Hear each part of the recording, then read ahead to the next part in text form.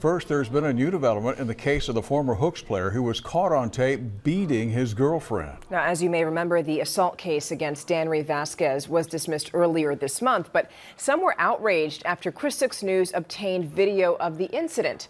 And now, 6 Investigates has obtained a copy of the court records for that case. And they reveal new details about the agreement with the district attorney's office to drop the case.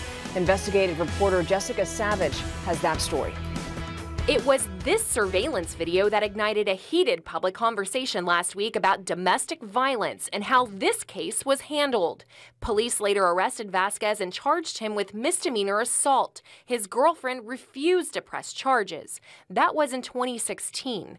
But it was a deal made in February 2017 with District Attorney Mark Gonzalez's office that set the stage for what Vasquez had to do. At the time, he was in his homeland, Venezuela.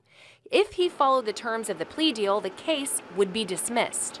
The deal is called a pretrial diversion agreement, and they're typically allowed for first-time misdemeanor offenders like Vasquez. And usually, those agreements are restrictive. That he absolutely did not buy his way out of the charges. Pretrial diversion agreements typically don't allow someone to live outside Nueces County or travel outside of Texas, and they require a once-a-month visit to the probation office.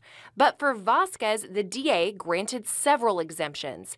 Vasquez could be in Venezuela or Laredo. He could travel if needed, but only for work or with permission, and he was allowed to check in with probation by phone, mail, or email instead of being there in person. And we did everything we could to leverage the fact that he wanted to play baseball, despite the fact that he was not on American soil.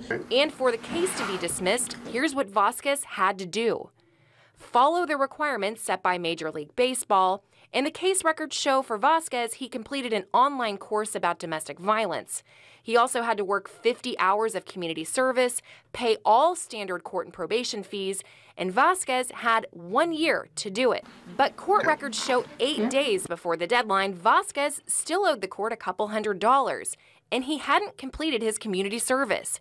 That meant he was not compliant, and the case was set for a jury trial on March 5th. But instead of going to trial, the DA's office requested that the case be dismissed. Vasquez's court file doesn't say why, so we requested Vasquez's probation file.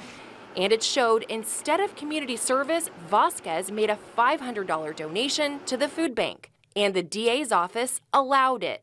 Honestly, I don't know all of the attendant circumstances, but I do know that it's something that we've allowed for people who are not baseball players, people who are not in the public eye, people whose cases are not high profile. It's actually a relatively routine thing. Now, First Assistant District Attorney Matt Manning questions if that was the right decision. But perhaps in retrospect, we could have done something different, like let the case, just languish and hope that he comes back and then deal with it then. Jessica Savage, 6 Investigates.